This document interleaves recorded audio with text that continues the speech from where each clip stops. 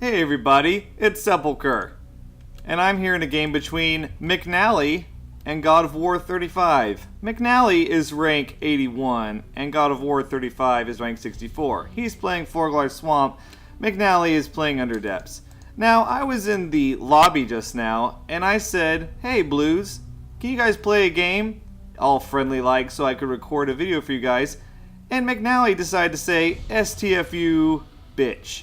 So, I'd like to see how this guy actually plays, because I've never heard of him, and it's interesting because he plays Under Depths, so we'll see if he's any good. If not, I will relentlessly and mercilessly make fun of him. So there's a Tide Master.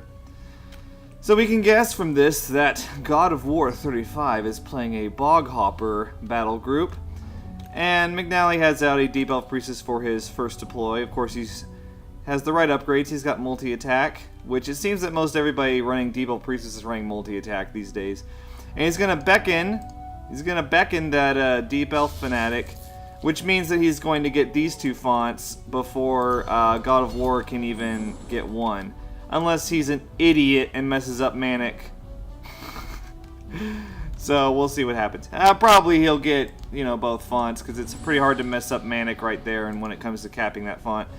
On this end, we've got a Piranid Tempest, which I've been out of the game for a little bit, so I haven't seen this guy in a while. So, Fnatic moves in. He's going to move 2 spaces clockwise, so that way, I guess. Or that way, I'm not sure. It's been a while. But Deep Elf Priestess gets this font right here. So, it looks like mmcnally has both fonts. But GodofWar35 is playing Forglar Swamp, so he doesn't exactly need more Nora, I'll venture to say.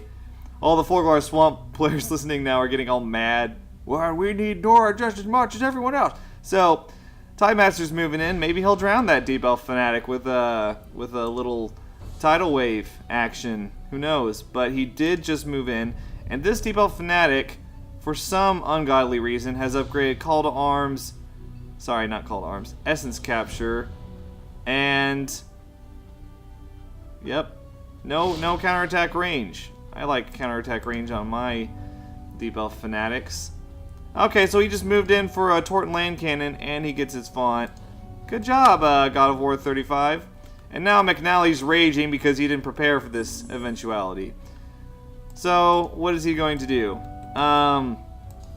Well, he might pounce on the Torrent Land Cannon. The Torrent Land Cannon still won't die, though, so hopefully he won't do that if he wants to win.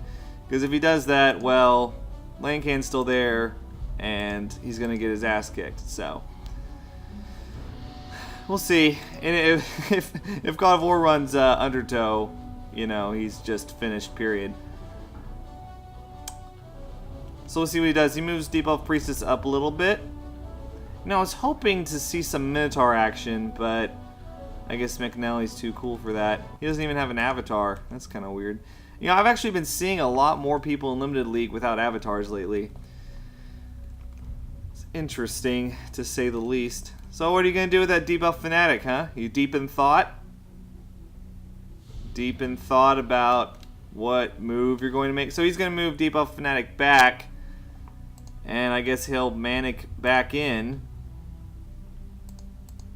That's dumb. Why don't you move out of the threat range? Well, maybe he'll Manic that way. There's a Demon Vein Vampire. Okay, whatever. I'm not a fan of Demon Vein Vampire, but, alright. Whatever you want to do. So yeah, he Manics that way, so he's fine.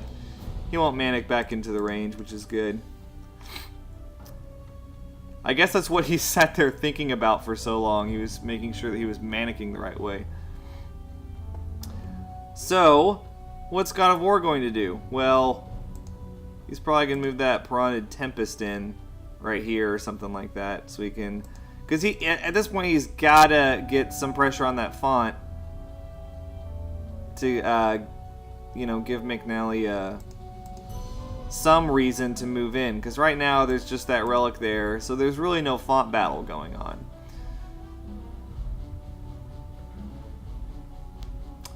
So Tidemaster leaps over there. Kind of a slow-moving game so far. Nothing's really happened except for one shot from a Torton Land Cannon onto Deep Elf Fanatic, and no actual attacks have been made. There's a Piranid Blood Fiend. Of course, Piranid Blood Fiend has Perseverance, and whenever a Perseverance champ hits the board, you've got to prepare immediately to counter it, either by deploying an Aura champ or, you know, hoping you get that loss of life equip like a Withering Fern or a Shredding Bracelet or whatever else. Perseverance champs are one of those game-changing champs. Like when they hit the board, you just have to figure out how to deal with them, because otherwise they're going to mess you up, especially if it's one like a Piranid Blood Fiend who can just siphon a bunch of life back with multi-attack and Blood Rage. So he's going to move Deep Elf Fanatic back. Wonder what he's going to do with that Demon Vein Vampire. There's a Soul Thirster. God, I hate this guy's battle group. It's just so... ugh. It's so beater heavy. But, you know, whatever. So, he moved Deep Elf Fanatic back. Now, Deep Elf Fanatic is very, very much out of the threat zone. But, of course, he can just beckon him in if he moves Deep Elf Priestess right there. He's still within 5 spaces of a beckon. So, I'm thinking what he's probably going to do is he's probably going to move in Piranid Blood Fiend to contest the font, because he's got Perseverance, so he would last through a power turn. That's what I'm guessing he's going to do. And it's got 8 speed to work with. He's got to use it up anyway because he's got Careless. So, we'll see what happens there.